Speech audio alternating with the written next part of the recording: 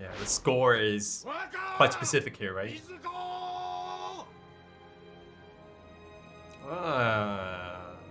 What? Ooh. Interesting. Yeah. Whoa, look at this. Again, loving the backgrounds. Havoc, right? Is this his date? Yep. Hey, how about this? なあ、夜中なら人を切ってきていいだろう。いいわけねえだろう。じゃあせめてホークアイの姉さん連れてきてくれよ。もう少し先行きの明るい話はあるぜ。なんです？俺に彼女ができた。Ah, yeah, I thought he's going to. いろいろ困ってた時に優しくしてくれてさ。もうめっちゃいいよな。なあ、その女切ったら楽しそうか。Is this like his trick to get free food every time? 新から来た。ところで入国証は About that. はいどいたどいた。不法入国者のお通りだよ。 Illegal alien. Perhaps he's trying to get locked up. Get on the inside. Look at those eyes. Oh god.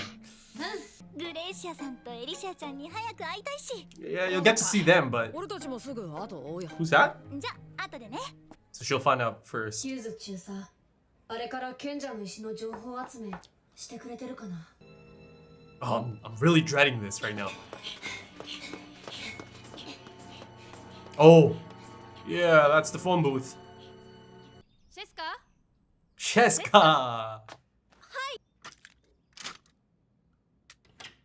Ah, a bit of secret research. 大 Yeah. 佐、マスタング大佐。 Bit of stubble. 私は何分くらい寝ていた。今のマスタング大佐。おはようございます。フォッカー隊。 Captain Falker. シェスカ。ところでなんで大佐が Can't see through to his eyes. その Oh, now you 空い can. ているし、大佐は何を調べていたんだろう。知ってる？私も詳しくは知らないんですけど。 Easy now. それとヒューズ准将の事件。准将の紹介でここに入ったんです。そうだったね。A lot of connections to Hughes.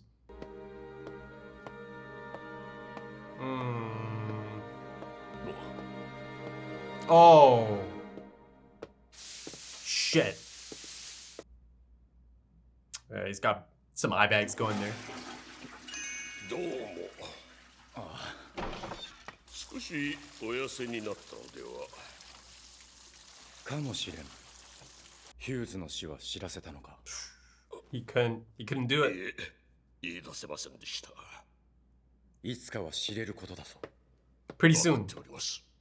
自分たちに関わりを持ったせいでヒューズが死んだと知れば兄弟が傷つくか。人がいいな君は。 Yeah, he is. お気をつけください。どこで誰が消えているかもわかりません。 Yeah, you don't say. 注意がいるってことは。待たせたな。やっぱり。 Look at that look on her face. あとヒューズ中佐に挨拶しとこうと思ってんだ。 Oh, wow. 中佐元気？いない。は？田舎に引っ込んだ。夫人と子供を連れて Oh, wow. 家業を継ぐそうだ。鋼の先走って無茶なことはするなよ。おう。あの兄弟にとって前進するのに邪魔なものはなるべく少ない方がいい。 It's an interesting one. でもいつかは知ることになります。 And they're going to feel quite betrayed. 私もアームストロング少佐のことをお人よしとは言ってられない。お人よしで済む話でしょうか。残酷です。ロッショイ。 Is it 久 Ross? しぶりね、二人とも。どうしたの？慌てて。ヒューズ中佐のことを聞いてさ。 Oh no, oh no. 大丈夫よ。きちっと軍でお見送りしたわ。へえ、気が利くじゃん。2階級特進されて Oh my 中 god. 佐ではなく準将よ。二階級特進。田舎に引っ込んだのに昇進？ Oh my god. 遅い。 You just clocked it. Perfect spot for the mid-episode card. Alchemist. Fucker. Fullmetal Alchemist. 俺のせいだ。俺が巻き込ん Oh, だ。 right. Mustang ヒューズ中佐 told him not to do anything crazy.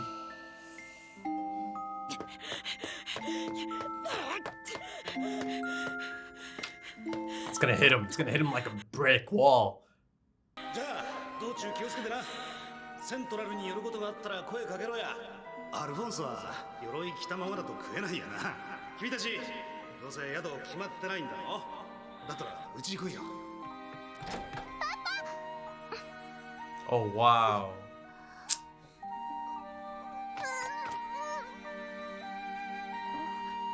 お前は帰れ。咎められるのは俺一人で十分だ。兄さん一人の問題じゃない。僕たち二人の問題だ。だから僕も行く。そのせいで死んでしまう人がいるならそんな体はいらないよ。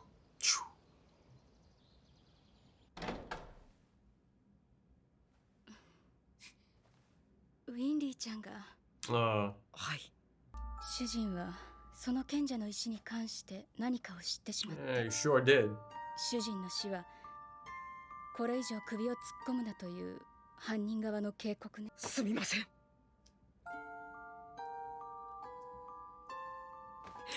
She's not the type of person who holds a grudge, of course. She's got a big heart. 人助けをしようとして死んだとしたらあの人らしいわ。諦めるとか言わないでね。ここであなたたちが諦めたら、主人の死は全くの無駄になります。 Give his death some meaning, right? 賢者の石がダメでも他の方法があるかもしれないでしょ。自分たちが納得する方法で前へ進みなさい。 She's delightful.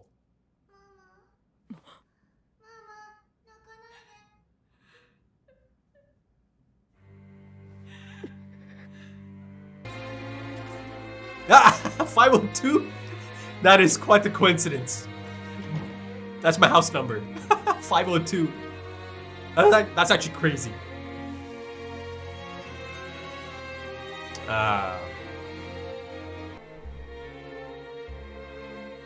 That guilt, right? How can I sit here, enjoy this? How can I go on? 飯まだ食ってないんだろ。もうすぐ食堂閉まっちまうぞ。食っとかないと体が持たないぞ。Wow.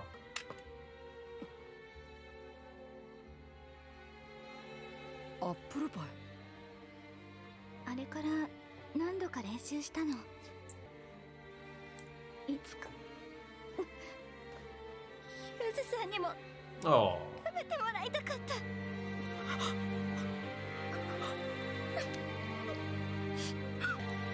Go on, Ed. Get up. No. おとなしくしてくれないかしらね。大事な人柱候補なんだから。Ah. 彼氏からは何も聞き出せてないの？全然。天然なのかやり手なのか。炎の大佐がおとなしくしてればいいんだよね。ええ。 Jeez. もう一つ手を打っとく気ない？何かあるの？ The look. うるさい犬には餌を与えてあげなくちゃ。一緒に来てもらおう。銃を。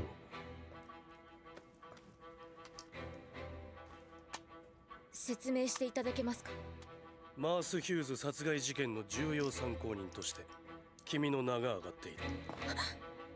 そんなバカな。来たまえ。 I mean, her shape was taken, but マリア・ロス少尉本人は犯行を否認しております。 ooh, great shot. あらま、デートかいこの色男。Oh, is he gonna get? Oh, 待ったかい。 oh no, oh no. Ah! いいえ、今来たところ。会いたかったわじゃん。Lucky boy, Sean. I mean, oh man. Right then, yeah. That's quite the explosive setup, quite the explosive conclusion. And speaking of setup or setups, yeah, Ross is in a bit of a situation, right? Now, unfortunately, some of the things that have kind of played out throughout the span of this episode for Ross, unfortunate timing, a lot of it, right? She happened to be the individual who does end up telling them about Maze Hughes. Now, before I go any further, she should not have been in that position in the first place, right? Having to tell the Elrics about this, right? Yes, she kind of just assumed they know, but then, that moment happened as she realized, oh my goodness, they don't even know yet. They have another story, and of course, Mustang gave them that story not too long ago. Now, of course, Mustang should have told them, and you see that Hawkeye confronts him about that, right? She kind of calls him out. And yes, it was out of character for Roy, wasn't it? Especially given the conversation that happened inside the bathroom. And speaking of Armstrong, this is a much more somber Armstrong in the last few episodes, right? Yes, I see a bit of that flamboyant nature kind of come out during that fight he had against Rao or Roa, the cow chimera. But yeah, for the most part, since the passing of Hughes, yeah, and rightfully so, it's realistic. Everyone's kind of been shocked by it and rocked by it. So yeah, I do think Roy should have been the one to tell them, right? And him not telling them right then and there, it kind of led to that situation, that mix-up. And then Ross having to be in that situation of having to tell them. I mean, sooner or later, they're going to find out, right? Sooner or later, they are going to go and see Mrs. Hughes, Alicia, and yeah, I just think Hawkeye was right to call him out on that. But, you also have to kind of look at it from Roy's perspective. Yes, it's had quite the major impact on him as well, right? He is, yeah, you can see it. In this episode, you see the effect it's had on him and, the time he's putting in, right? You see that he cannot allow himself to rest easy until he gets to the bottom of this, until he avenges his late friend's death, right? But you see it in this episode that he's putting in the hours, and it shows physically, and perhaps emotionally as well. A tad bit. Though, a thing that was noticeable in this episode is that a lot of these characters are kind of holding their emotions to themselves. I mean, there's a few moments of that emotional release, but that's kind of behind closed doors, right? You have Mrs. Hughes, and then you have Winry, and Ed in that room, though she needed Ed in that moment, right? To be able to have that emotional release. But there's a strong sense of, holding your emotions in and not burdening the others or others in general, right? With your emotions. So for that reason, a lot of it is happening behind closed doors. And, of course, incredibly sad moment as the three of them step out. And then, you hear, that emotional release. She was strong, right? Mrs. Hughes was strong for them, for the boys, and Winry as well. Let's not forget that. But, it was a bit too much to hold in. So, by the time they step out, again, that emotional release behind closed doors. And again, Alicia running to the door, still thinking that daddy's coming home. I mean, that's just, that hurts, that stings, right? And of course, Ed certainly blames himself. It's almost like this built-in behavior now, right? Almost immediately, he takes the blame, right? Almost as if it even kind of allows this illusion of control in that sense, right? But yeah, you know, he takes the blame, though of course Al doesn't allow it. You know, he's like, no, both of us should take the blame. Both of us should share this equally. You know, both of us had a part to play in this. You know, I cannot allow you to just put all of this on yourself, right? That's not fair. But you see that it's not something new. Ed's always had this, right? He blames himself for a lot. You know, hell, I think deep inside, he probably even somehow justified or blames himself for their father actually walking out on them, right? You know, sometimes irrational things take over, or irrational thoughts take over and you almost, delude yourself into believing something that, oh, maybe it was you, maybe it was your mistake, maybe it was because of you. But, speaking of their father who left, a lot of this distrust he has for father figures or, adults in those positions. Yeah, right. It stems from that, right? But you see that Hughes was an exception. And, there's that great scene. I mean, it's a sad moment as, he's just running, right? He's just running into the alley. And all those moments are flashing in his mind, right? And again, serving as a reminder to us, the audience, how lovely this man was to them, right? That he truly was someone that could be trusted, right? That someone that was able to gain their trust. And that was through his actions, right? And through, his actions with his own family, seeing him, right? With Alicia and his wife, Ed kind of developed that trust, right? And now, that individual's gone too. So yeah, it's a tough episode. It's a tough episode for a lot of these characters. And this role of protector that Ed kind of takes on at a really early age, almost kind of forced into it, because from his perspective, in his mind, he had to be there. He had to be a protector for his brother, right? That's all I have now, right? You go back to That Day, episode 2. So even if he actually wasn't an adult, didn't have that maturity just yet, he almost had to kind of fake it, right? Kind of step into those shoes at a really early age. And yeah, you see that it's had quite the major impact on him and his growth, right? And how he kind of sees himself. But yeah, Ed carries a lot of guilt. That's, a major aspect of his character arc. And I'm excited, not excited, I'm interested in seeing how, that develops and how the story tackles that and how he kind of lets go of that guilt. It's kind of like a mountain of guilt on his shoulders, right? At all times. And, it feels like he's always getting a constant reminder, right? Every now and then. And day by day or episode by episode, you see that the brothers have to face the harsh reality, right? They have to kind of reassess their goals and objectives, given how it affects others, the others they care for, the people they love, family even, right? And, as of this point, they've established that, someone they really care for has passed on, right?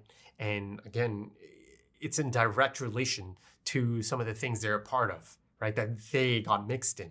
And then because of that, subsequently, Maze Hughes got mixed in it, right? And then you understand how Ed and Al might really blame themselves for all of this, right? But, sooner or later, Maze Hughes was always going to go down that path and, discover this information, right? And kind of blow the lid open on all of it. But yeah, going back to my point, to finish it off, them having to reassess their objective, right? And their goal. And, I love that they've already established that they do have limits. There is a line, right? That they draw. Al straight up said it, and he was quite definitive about that stance, right? I felt that he believed that, right? He wasn't just saying it. He firmly believed that. I don't care about getting my body back if people are going to die because of it. And, even beyond that, there's been speed bumps already, right? Given the fact that they realized the ingredients of the Philosopher's Stone, right? That it's human life, it's humans. And speaking of the Philosopher's Stone and, the ingredients and the fifth lab, Roy Mustang, he knows all about it now. So, that's a bit problematic for the Sins and King Bradley as well, right? So yeah, by the end of it, you see that they're trying to guide Roy Mustang into a different direction, kind of trying to distract him. And yeah, now you have Ross, who's in a bit of a situation, right? Unfortunately, her form was used, right? By one of the Sins. And I'm not sure if it's going to be a talking point or anything significant, but, her being the one to tell the brothers about Hughes and his death, could that be misconstrued as, she's trying to speak out against Roy Mustang? I think the chances of that are quite slim. Roy Mustang's not a pushover. He's not going to be fooled that easily. I don't think, at least I hope. But I'm pretty sure he's not going to, buy into this. Yes, they're doing like a background check into Ross, but I don't know if he's going to be fooled that easily by the sins, because there is some potential there for this going south really quick, in terms of Ross being implicated in all of this, right? And of course, head honcho King Bradley. I'm sure he's playing his part right behind the scenes. He's assisting the sins in kind of putting this on. So let's see how that plays out, and let's see how Roy handles this situation, right? But speaking of lust, at the end there, it turns out Havoc has been seeing her and dating her for some time now, right? Because this is the person he mentioned, right? That, I found someone, and now he had to kind of break up, right? Because he was also going to Central, but it looks like no, he didn't have to break up, and lust stuck around, right? So yeah, though it appears that Havoc isn't, as loose-lipped as they would have hoped, or Lust would have hoped, because Envy does ask her about the boyfriend, right? Has he said anything? And it appears that no, he hasn't really said much. But yeah, Lust is still there digging for information, right? And you see that she's fully covered up, hiding that tattoo, the ink, the Ouroboros tattoo. So I suppose in that sense, they haven't been intimate, right? I mean, they might have been intimate, but not, all the way, perhaps. Because, yeah, it's quite unmissable, right? The Ouroboros tattoo. But yeah, also in that sense, Ross was there, right? Ross was there as the fifth lab is kind of being demolished. She did see Envy, didn't she? So let's see how that plays out. But yeah, I certainly think a conversation could be quite beneficial here, right? But speaking of Roy and the sins, once again, Lust reiterates, yeah, Roy Mustang is an important potential candidate, right? Now, as of this point, they've made it really quite clear that, all of these candidates are individuals who've performed taboo, right? That they've faced the truth and been through the gate, right? I mean, they've made it, really clear about Ed and Al, but I think, Sensei, that's more of like the audience kind of just has to, you don't have to be spoon-fed everything, Sensei is also a candidate, clearly, they've shown us that, yeah, she performed taboo, and she's been through the gate and faced the truth. But you see that King Bradley took a bit of a different approach in potentially getting her to Central, a job offer. But of course, as expected of Sensei, she's suspicious, right? Standoffish about this King Bradley, this Fuhrer. So yeah, now my question is about Roy Mustang, right? Him being a potential candidate, right? So he's not a candidate yet, but he could be a potential candidate, an important one, right? Now, if that is the criteria of it, does this mean that they are expecting Roy to perform taboo at some point, face the truth, go through the gate? Do they have reason to believe he's going to do that sometime soon in the near future? Or are they going to force him into doing it? Did they actually expect him to put it into motion after the death of Hughes, right? They certainly allude to it, right? They allude to it at the funeral, don't they, right? Him speaking of how he actually finally understands the boys, right? And the reason they did that. The reason they performed taboo. So yeah, that promises to be quite the intriguing subplot, him being this potential important candidate, important pillar, as it was translated in episode 1, right? As Isaac McDougall, right? So Isaac McDougall was also meant to be a potential important candidate, right? But yeah, Ed, Al, and Sensei are the three that are kind of locked in as these sacrifices, important sacrifices to Father and his grand goal.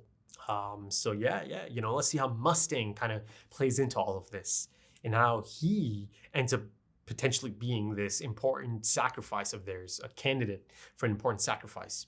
because as of this point, there's no indication that he's performed taboo. But, the Sins certainly have reason to believe that he is going to be facing the truth and going through the gate at some point.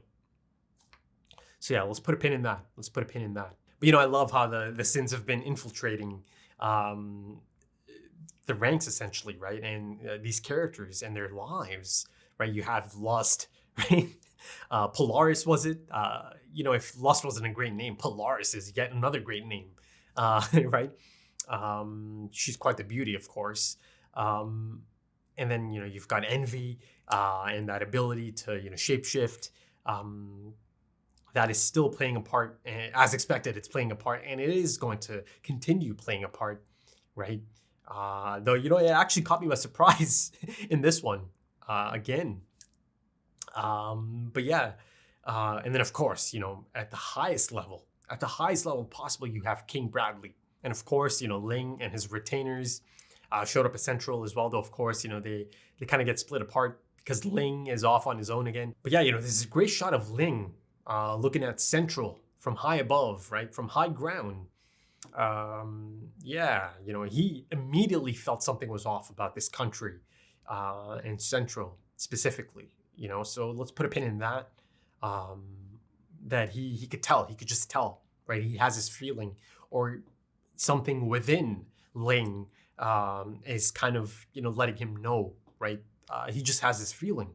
But him kind of collapsing, it's a mix of, kind of feels like it's kind of like this con that he pulls, but it also feels like he might actually have some kind of medical condition, right? You see one of the other retainers, God damn it, I forgot the name again.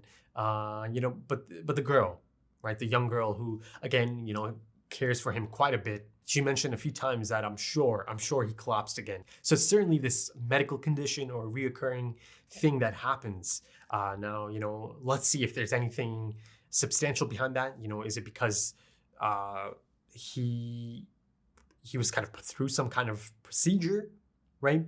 And this is his body kind of reacting to it from now on, or if it's just, low blood sugar, something as simple as that, something like that. But yeah, let's see how it all plays out. It appears that he actually might have collapsed. I thought maybe he's being sneaky. He's trying to, kind of infiltrate himself, right? And get on the inside of a cell and, see how things are, take it all in. But no, it appears that he might have just collapsed.